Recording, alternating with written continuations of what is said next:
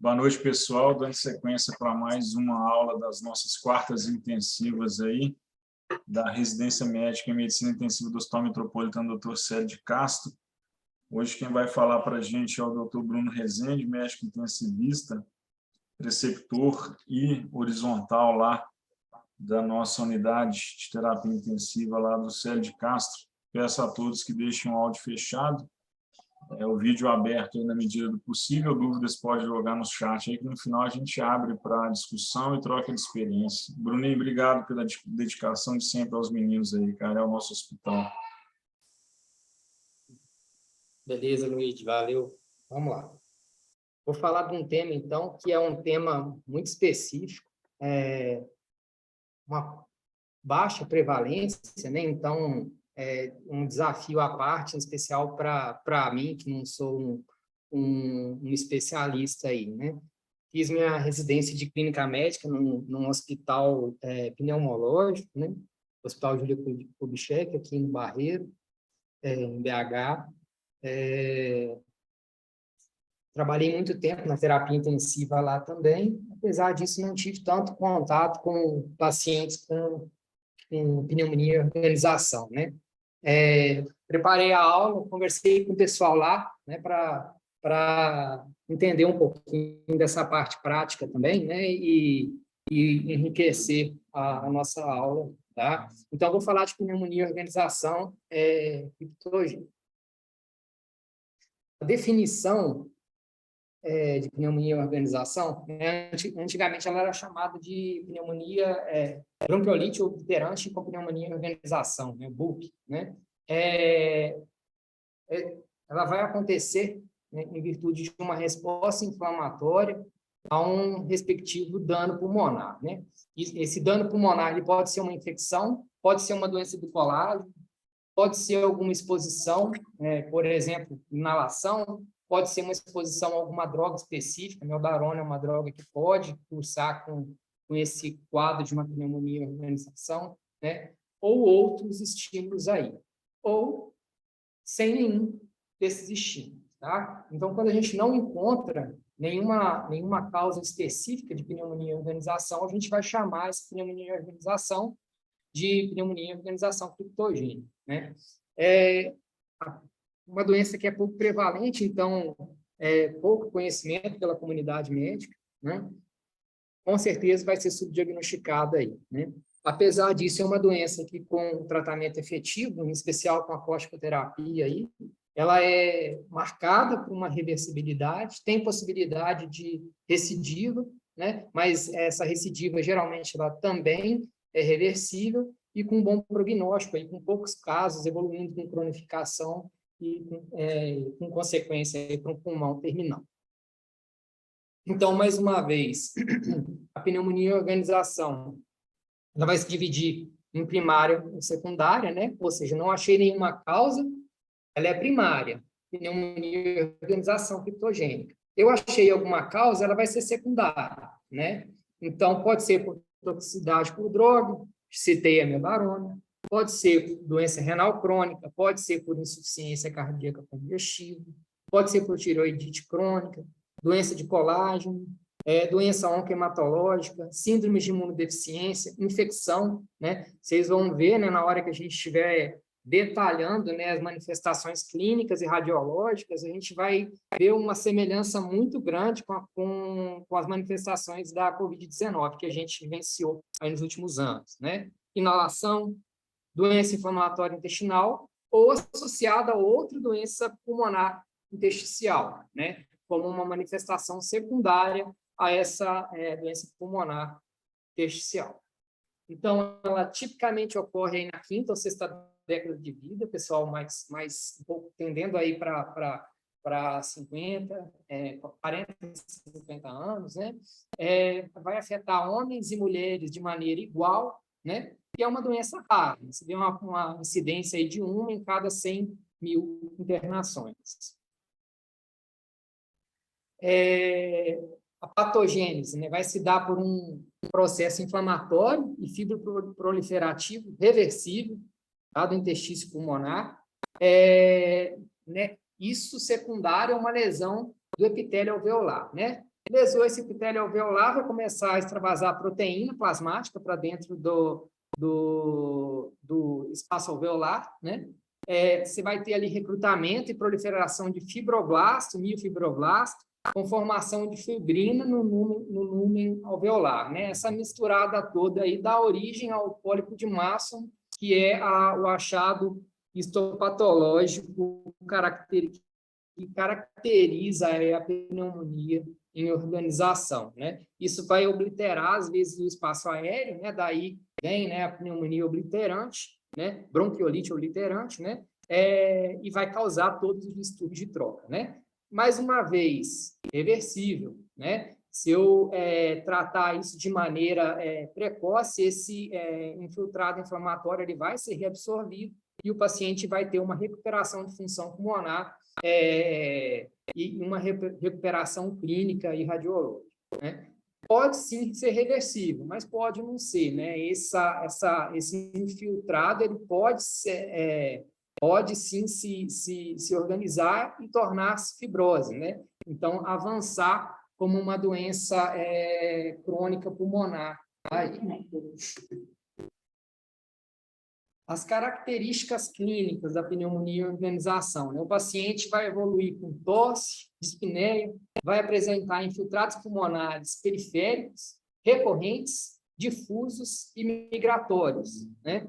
O paciente ele vai ter sintoma constitucional, perda de peso e febre, pode estar presentes na apresentação. Isso tudo pode ser agudo, semana de evolução, né?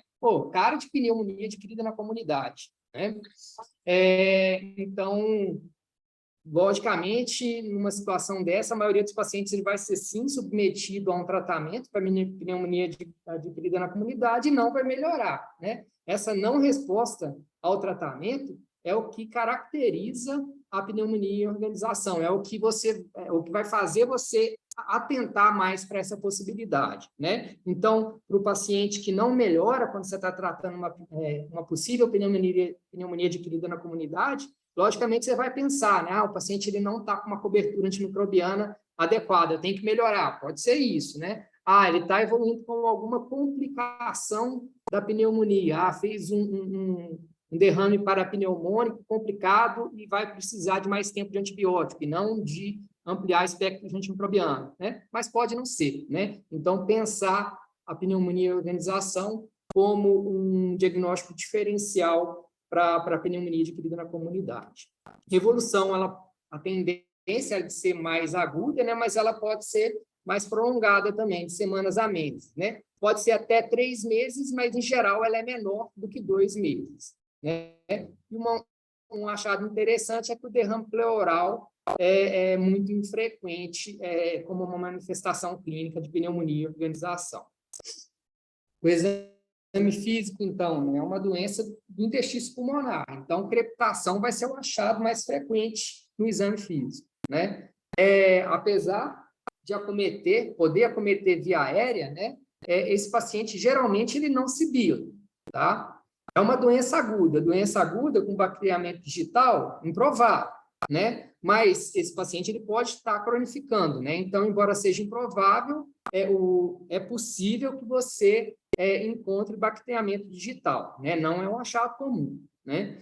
E, logicamente, se é uma pneumonia que pode ser, se é um processo, né, que pode ser secundário a uma doença sistêmica, né, eu vou ter que direcionar no meu exame físico, né, achados que são caracterizados, por exemplo, por alguma doença aí do tecido conjuntivo, né? Então, ter essa visão na hora do exame físico também. A característica radiológica, né? Do raio-x de tórax, né? Volumes pulmonares preservados, acometimento bilateral periférico, consolidações ou vidro-fossa, com uma distribuição irregular ou difusa, né? Predomina em periferia, já falei, e predomina em porções inferiores do pulmão também, né? Então, a carinha do COVID, né? Mas pensar aí a pneumonia em organização como um diagnóstico possível quando você está diante de um paciente com esse quadro clínico e com achados difusos, acometendo a periferia, acometendo porções inferiores aí do pulmão. Em relação às alterações tomográficas que são encontradas, né? Geralmente você vai ter uma consolidação irregular do espaço aéreo, opacidade em vidro fosco, você pode ter pequenas opacidades nodulares associadas, pode ter um espessamento da parede brônquica com dilatação, o acometimento periférico do pulmão, zonas pulmonares inferiores, e pode também manifestar com micronódulo, nódulo, ou até mesmo massas cavitadas, né? São achados incomuns, mas também são achados possíveis da pneumonia em organização. Aqui, só para exemplificar, né? Essa primeira tomografia aqui, a gente tem exatamente o achado característico, né? Que é essa distribuição periférica com consolidações, né? Difusas, bilaterais, né? E é uma doença que responde bem à corticoterapia. Esse paciente recebeu corticoterapia, e esse aqui é a tomografia de controle dele. Olha só, tem pouco vidro fosco aqui associado. Então, se tratar com corticoide, vai fazer esse paciente melhorar, né? Não se manifesta só com esse achado característico, né? Eu posso ter aqui uma consolidação, né? Simulando um nódulo pulmonar, que também, nesse paciente, foi por pneumonia em organização, né? O vidro fosco também é uma manifestação possível, né? Nesse paciente aqui, né, ó, consolidações periféricas, é o mesmo paciente, o E e o F aqui. Consolidações periféricas, simulando nódulos também. Esse paciente foi tratado, recebeu corticoterapia, aqui a tomografia dele, ó, depois, né, que foi acompanhado no tratamento. Limpou, né? E esse mesmo paciente voltou a piorar, recidivou, fez uma massa que queria cavitar, né? Então, é uma doença que pode recidivar. Os achados laboratoriais, eu não tenho um achado laboratorial específico para pneumonia em organização, né? Leucocitose pode estar presente, né? E provas inflamatórias vão estar alteradas, e geralmente o que vai acontecer é que eu vou pedir uma propedêutica relacionada à pneumonia, né? Vai ser o nosso primeiro diagnóstico diante desse paciente, né? Geralmente. Exames laboratoriais iniciais foram feitos, raio-x, talvez já a tomografia, né? Tive a impressão da pneumonia em organização, então vou pedir prova de função pulmonar no doente que está fora do hospital, né? Esse paciente, caracteristicamente, ele não tem doença obstrutiva, né? Se eu for olhar a minha VF1 sobre a minha capacidade vital forçada, ela vai ser maior que 70%, ou vai estar próxima de 70%, tá? E o achado vai ser restrição, uma doença mais restritiva, caracterizada principalmente por uma doença restritiva de leve a moderada aí na espirometria. Em relação à capacidade de difusão, né, de monóxido de carbono, ela vai estar reduzida, tá? O gradiente alvéolo arterial vai estar aumentado, né? Uma doença que acomete de preenchimento alveolar, né? Então, com certeza, eu vou ter essa hipoxemia no sangue arterial, né? Com um alvéolo preenchido por um ar rico em oxigênio, né? Então, o gradiente alvéolo arterial aumentado, né? E pode ter hipoxemia em repouso ou uma hipoxemia que é induzida pelo exercício, né? A avaliação diagnóstica, então, vai ser, principalmente quando você for pedir uma tomografia, né, de um paciente que você está desconfiando de uma doença do intestino pulmonar, é a tomografia de alta resolução que você tem que solicitar, né? Com os testes de função pulmonar e já fazendo uma avaliação reumatológica mínima aí, né? Dosar laufan, fator reumatoide, o antitoposomerase, anticentrômero, anti-DNA, anti-Jo1. E falamos, então, da propedêutica não invasiva. Esse paciente ele vai precisar de propedêutica invasiva, né? Então, vai precisar de um lavado broncoalveolar, né? Primeiro, para descartar uma infecção atípica, né? Eu falei lá atrás, pode ser uma pneumonia em organização por uma causa infecciosa, né? Então, eu tenho que fazer essa pesquisa infecciosa, em especial por germes atípicos, né? Vou pesquisar pneumonia eosinofílica, não lavada ou broncoalveolar, para diferenciar a pneumonia eosinofílica da pneumonia em organização, ele é essencial. Não tem diferença clínica e radiológica entre as duas doenças. A grande diferença vai ser uma citologia com a predominância de eosinófilos, no caso da pneumonia eosinofílica, né? E também para descartar hemorragia alveolar.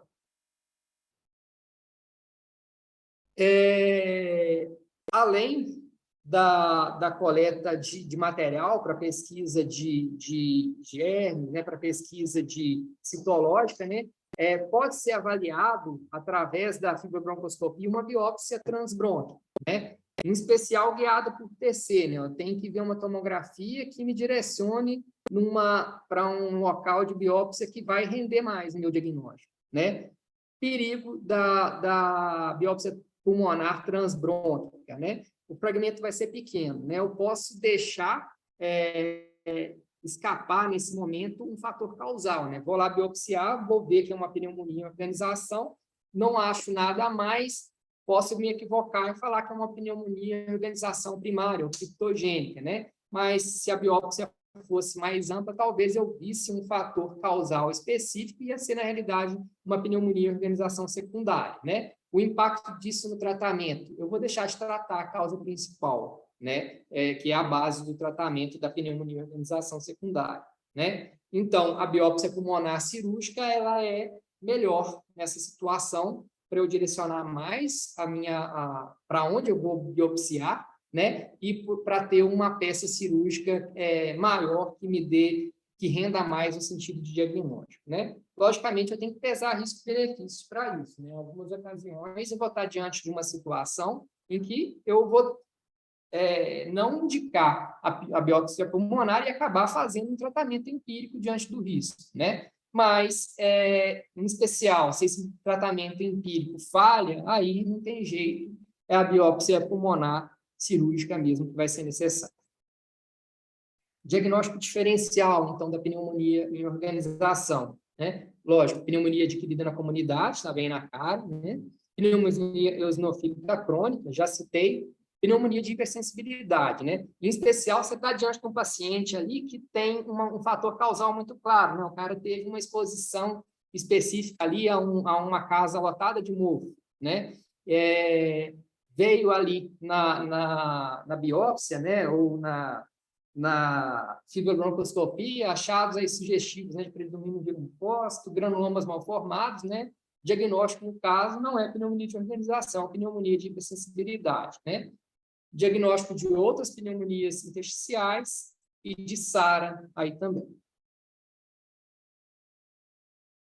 Então, percorrendo aqui esse algoritmo, né, para falar de pneumonia em organização, né, a gente vai estar ali diante de um paciente que tem dispneia e que tem infiltrados do parênquima, né? Vamos lá, então, para solicitar uma tomografia de alta resolução, né, em especial com as fases de inalação, exalação, né?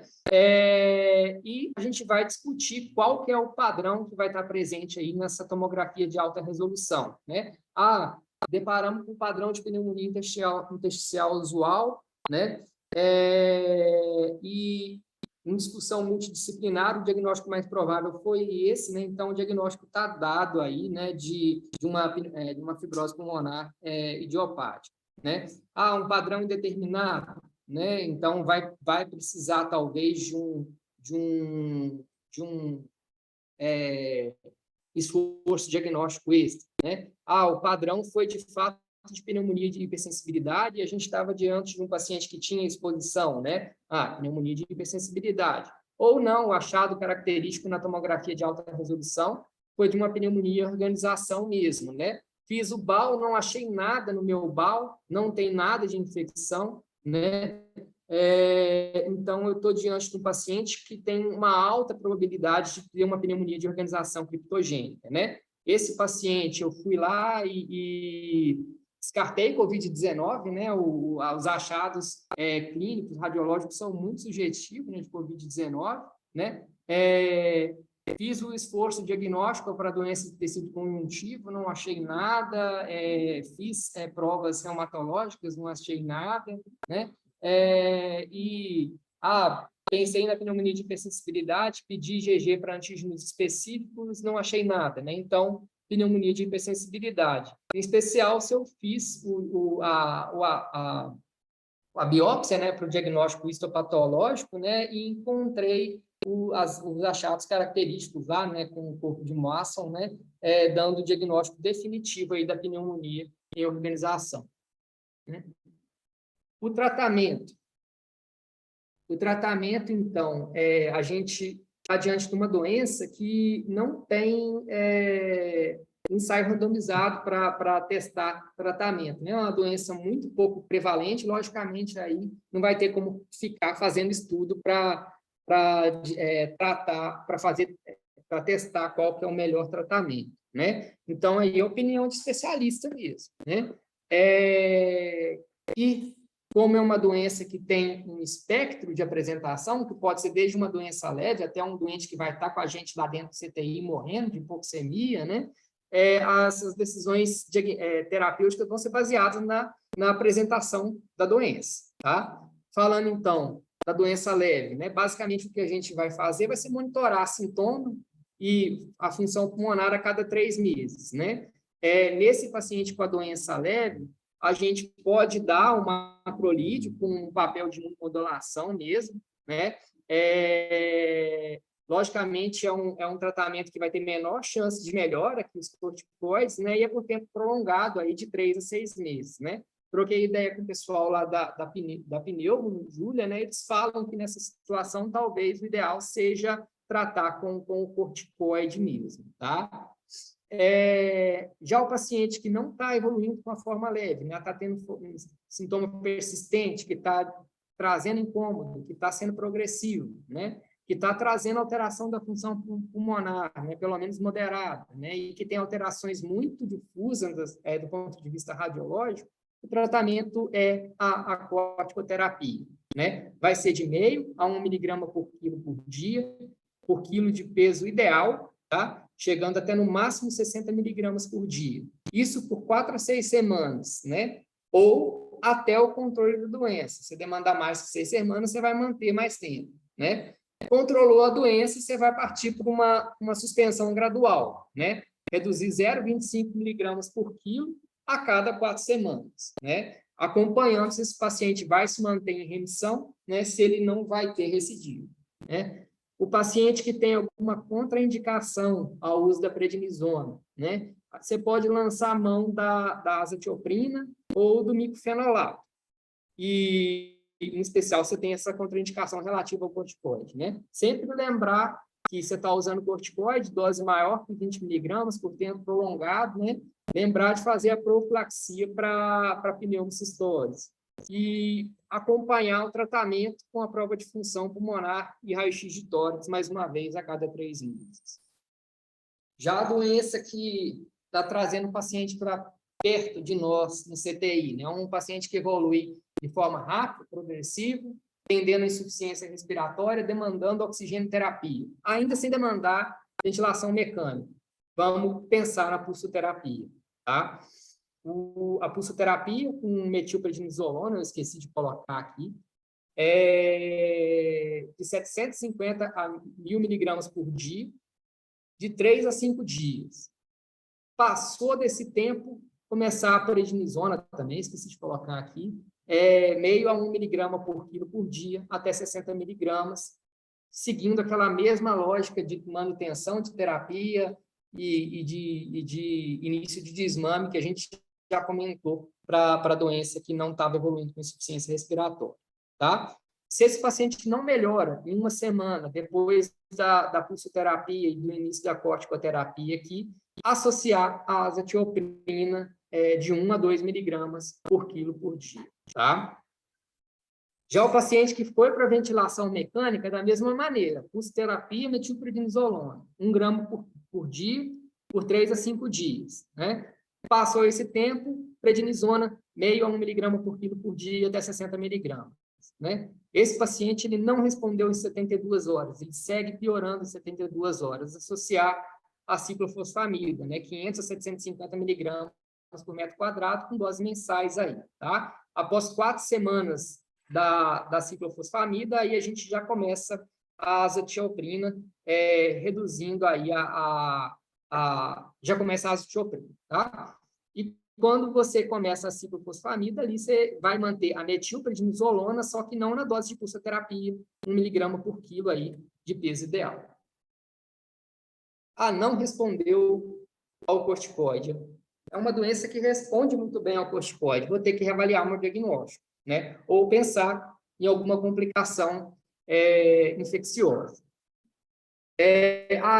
Reavaliei meu diagnóstico, pneumonia, organização mesmo, não tenho nenhuma complicação infecciosa, né? Associação da azatioprina, de 1 a 2 miligramas por quilo por dia, máximo 150 miligramas, né?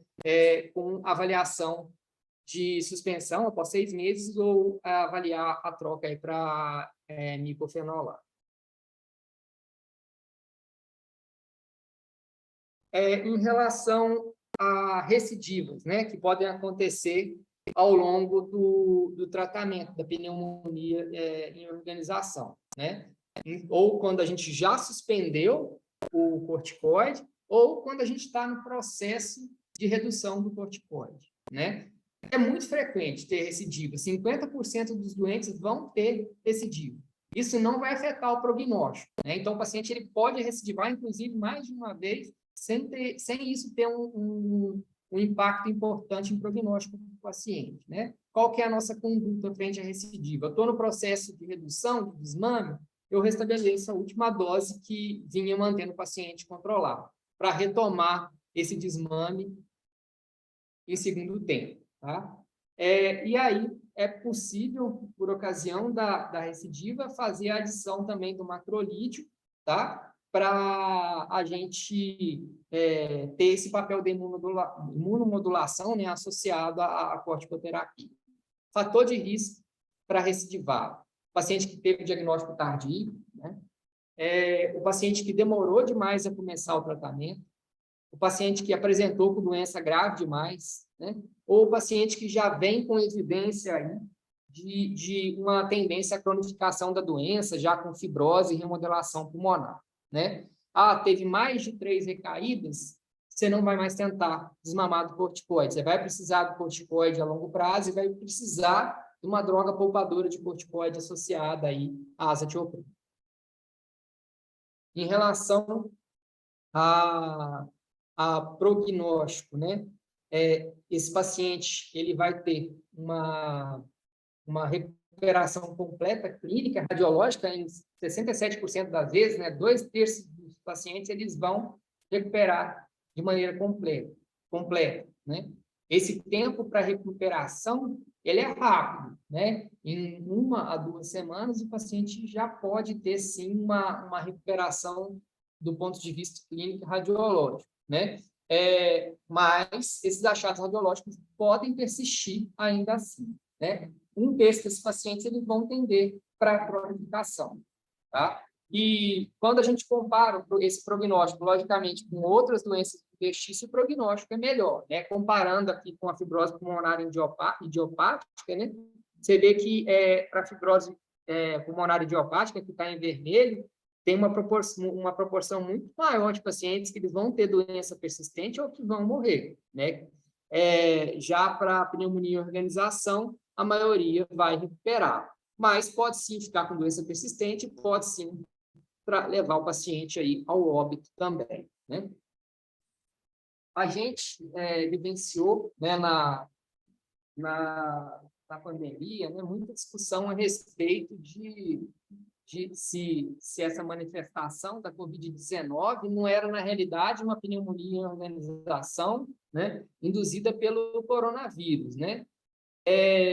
E, sendo assim, né, a gente tratava lá do coronavírus, né, do Covid-19, com uma dose de dexametasona que é ali de 6 miligramas por até 10 dias, ou até o paciente ter alta hospitalar, né, se teve alta antes desse tempo, né?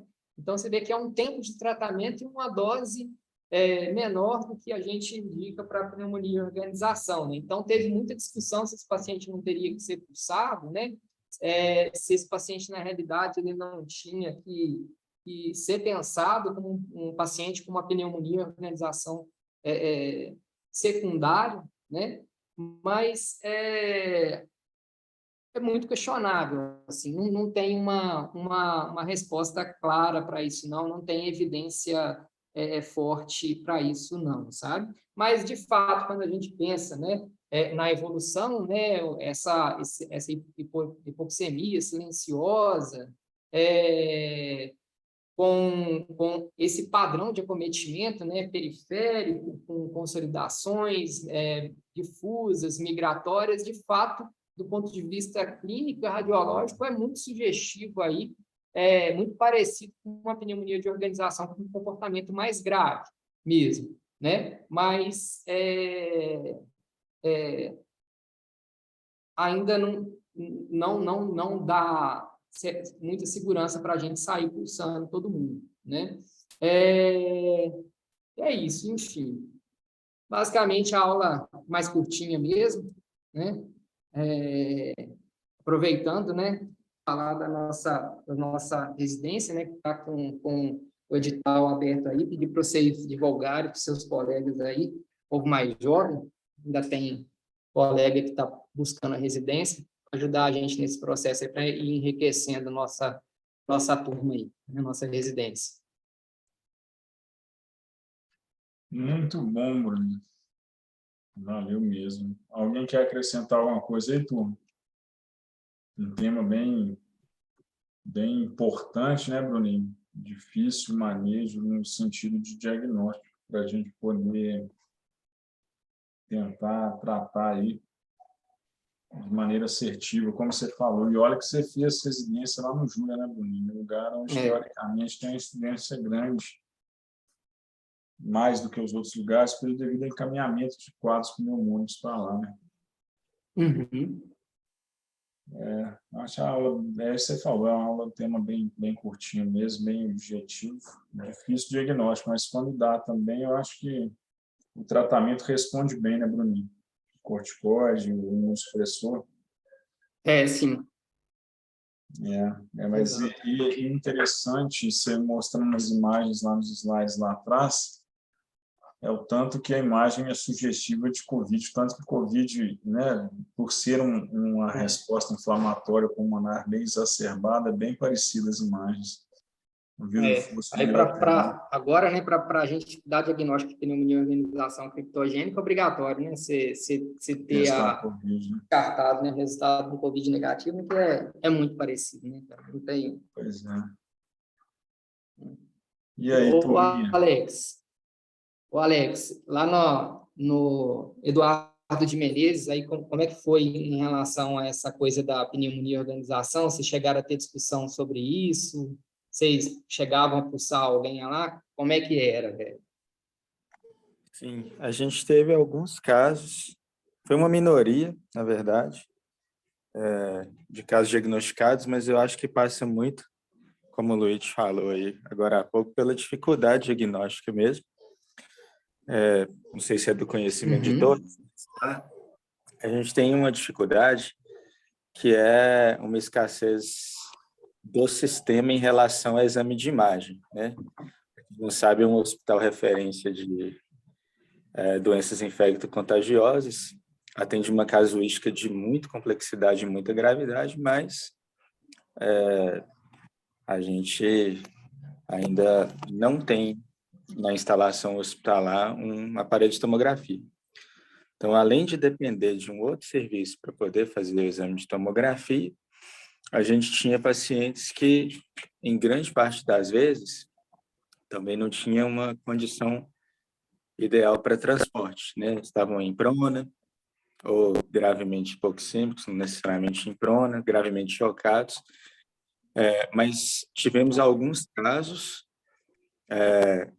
e fizemos tratamento com pulsoterapia, nesses casos. Eu não vou saber falar para vocês uma casuística exata, porque estatisticamente, né, assim, não vou saber falar porcentagem de incidência disso, mas a gente teve alguns casos que foram tratados com pulsoterapia.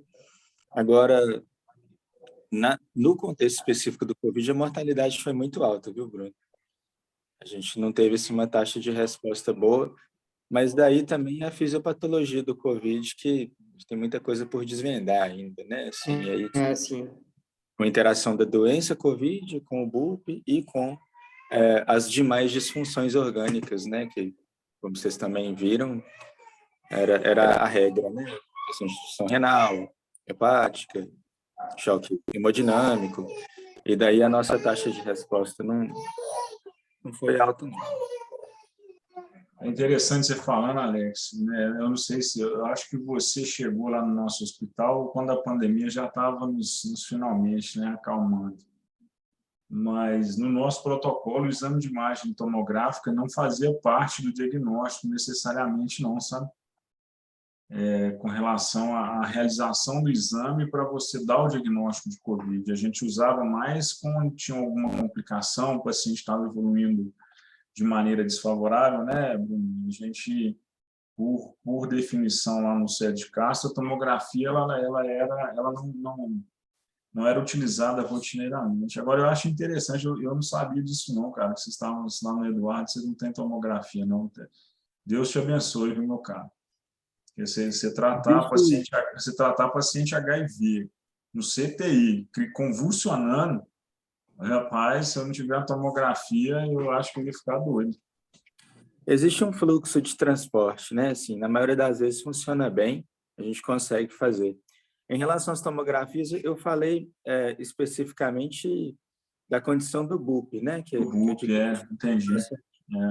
Muito... Não, na verdade, eu entendi. Eu só citei que é interessante que, até para falar isso para os meninos, que a gente, às vezes, pela facilidade de acesso ao exame, a gente acaba fazendo exame demais de imagem, tomografia, entendeu?